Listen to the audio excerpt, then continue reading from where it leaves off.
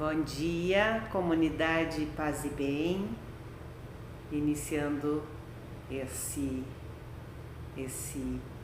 vídeo, compartilhando com vocês. Toda terça-feira de manhã a gente tem esse encontro, às 6h30 da manhã. E eu sou a Monja Cocai, da comunidade Zen Vale dos Sinos. Vocês podem, quem acompanha, pode perceber que está um cenário diferente.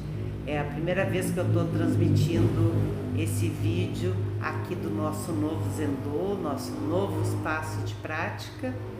Ficou muito agradável, muito confortável. Eu estou cercada dos meus gatos, que viram uma lagartixazinha desse tamanho, que veio se esconder debaixo do zabuton, que é o acolchoado, que se coloca o zafu. Isso aqui é o zafu, uma almofada de meditação. Se coloca a almofada, eu estou sentada numa almofada parecida, né?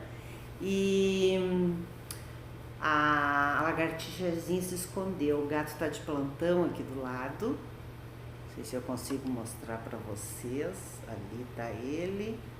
Tem um outro gato lá. Eu tô de olho aqui, se eu saltar é para impedir que ele salte na lagartixa. Muito bem. Estamos numa semana muito especial. Hoje é 3 ou 4 de, sábado 1º, 2, hoje é dia 3, estamos indo para o dia 4, que é terça-feira de manhã, né? Esse vídeo eu sempre gravo na noite anterior, né? Vocês vão estar recebendo esse vídeo amanhã a partir das 6h30 da manhã, se tudo der certo. Semana passada deu para fazer um vídeo muito curto, de 10 minutos e pouco, porque acabou o espaço no celular e aí eu tinha que remover algumas coisas. Removi, não sei se foi o suficiente, vamos ver como é que vai ser hoje, né?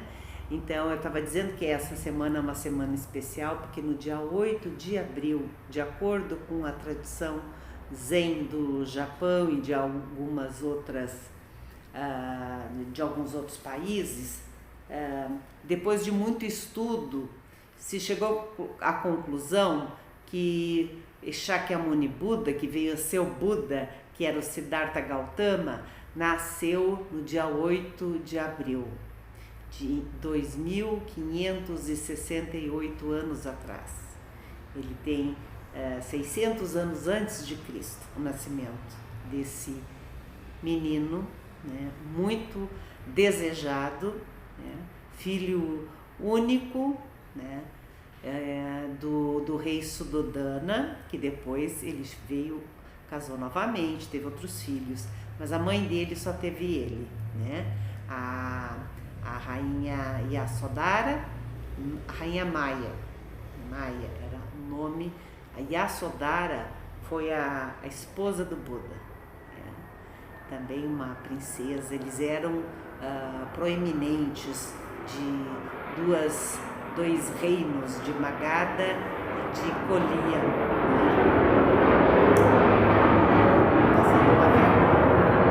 Voltando e indo para casa, quem sabe, né? Ele nasceu príncipe. E quando ele nasceu, os oráculos perceberam que ele era um bebê muito especial, que ele haveria de ser um grande líder, mas eles não podiam ainda dizer se era um líder espiritual ou um líder político, né? Eles eram da casta dos guerreiros. Então o pai dele, o rei Suddhodana, deu toda a educação, orientou ele para ser o sucessor, né? Então era uma educação de acordo com a casta dos guerreiros. O bebê Siddhartha, depois de uma semana, perde a mãe. A mãe biológica dele, a rainha Maya, morre depois de uma semana por complicações do parto, né? E aí quem cria esse bebê foi a tia dele, né? Que veio a ser a primeira monja histórica, Mahaprajapati, né? E ela era irmã da rainha Maya. Eu estou tentando lembrar o nome dela, né? Maha Prajapati foi o nome que ela recebeu depois de ordenada monja, né? E aí, bom, mas então voltando na história, ele foi criado, ele foi muito amado, né? Uma criança muito inteligente, muito sensível, né?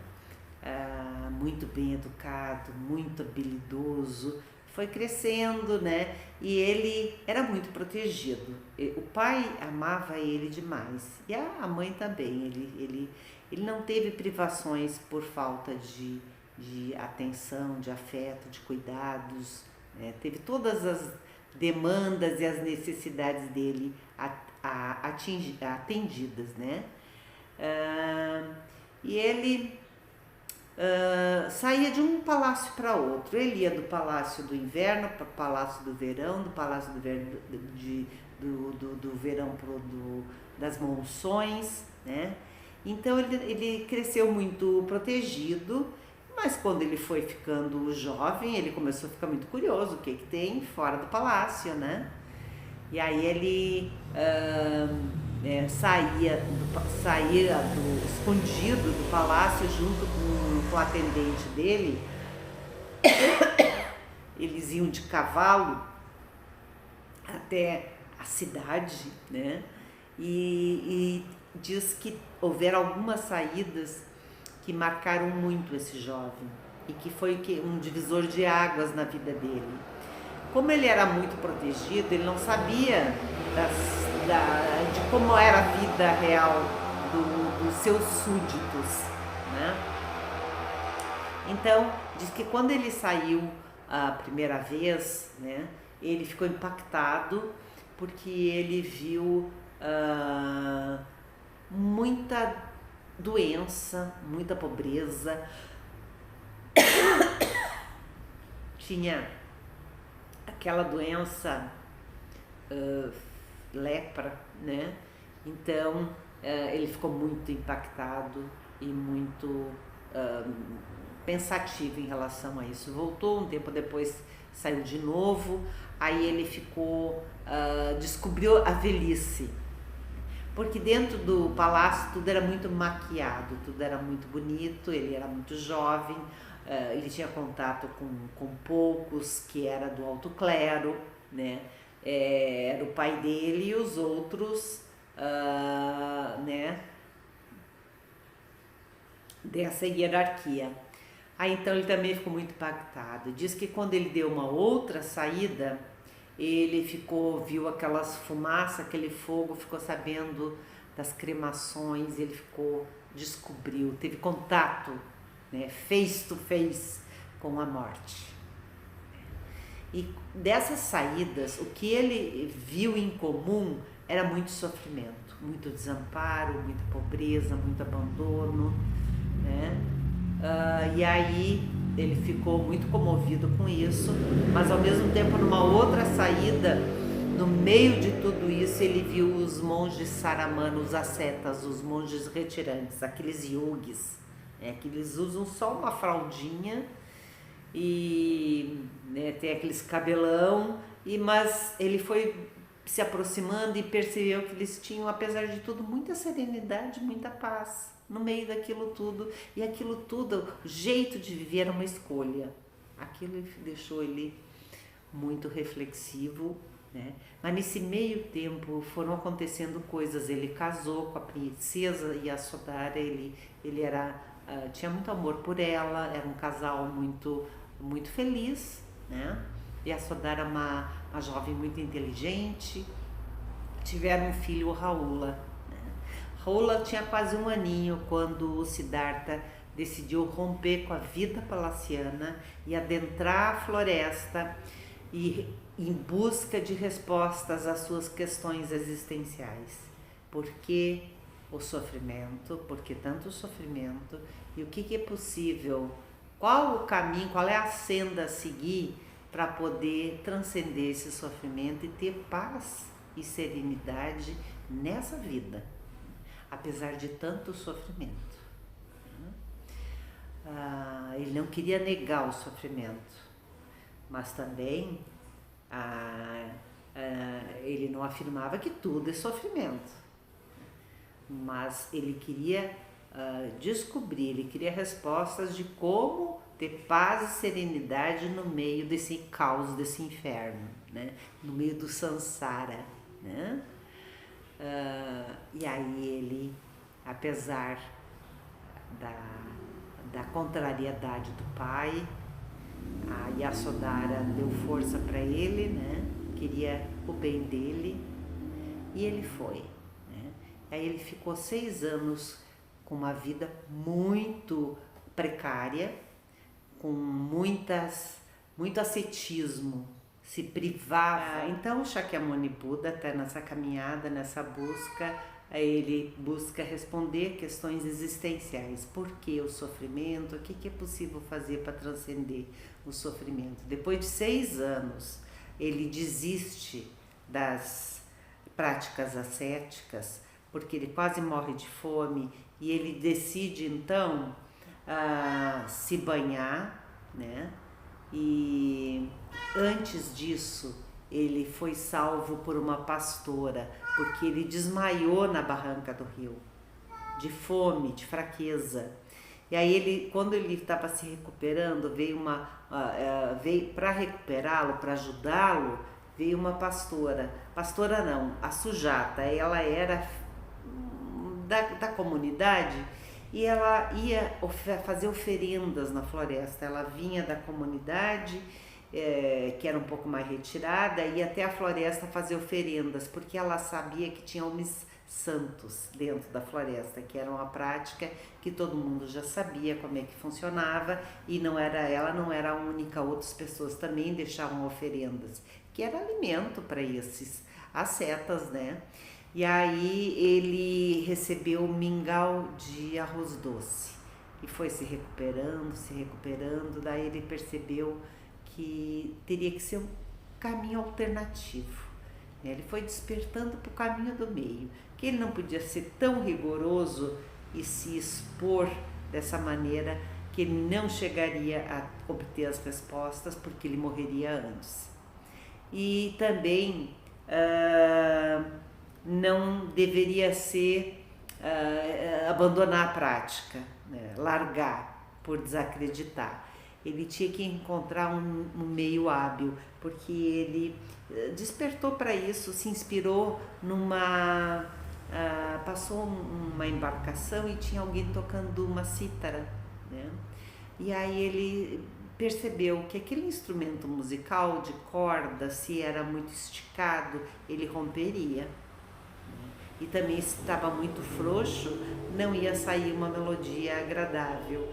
Então daí ele foi perceber, não, tem que ser um caminho intermediário. E aí ele retomou a prática dele, começou a se alimentar, a se cuidar mais, e teve um momento então, quando ele já estava um pouco mais fortalecido, que ele fez o voto com ele mesmo, que ele faria meditação debaixo de uma árvore, uma ficus religiosa, e só se levantaria dali quando obtivesse as respostas. Por que o sofrimento? Né? Qual o sentido da vida e da morte? E o que era possível fazer para ter paz e serenidade no mundo com tanto sofrimento? E foi isso que ele fez.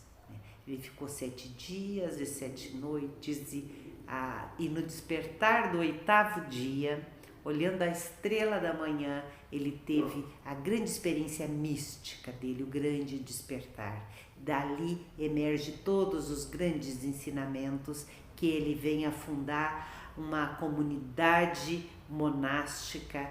Ele se lança nessa vida religiosa, e durante 45 anos ele nunca mais ficou sozinho e nunca mais deixou de socializar, de compartilhar desses ensinamentos, né? Ele obteve a resposta através do nobre caminho óctuplo, que se diz o caminho do meio, né?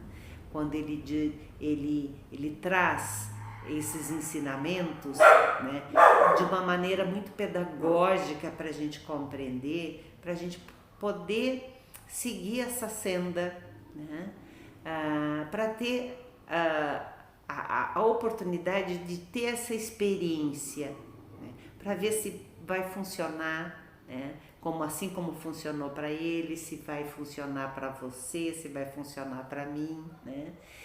Não é só um ensinamento intelectualizado, né? Por isso que se fala praticante budista, porque pratica, né, aqueles ensinamentos, realiza aqueles ensinamentos e vai adentrando, né, a compreensão, o coração da compreensão, que é repleto de sabedoria e de compaixão.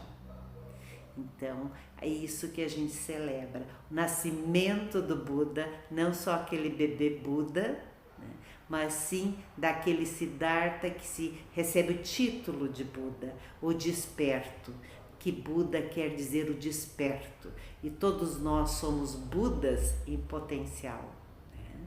Então, agora, e essa é a nossa prática, é isso que a gente faz, a gente senta em meditação e procura aprofundar na compreensão desses ensinamentos e realizá-los assim no nosso dia a dia, nesse mundo que tem tanta coisa boa, mas que também tem tanto sofrimento.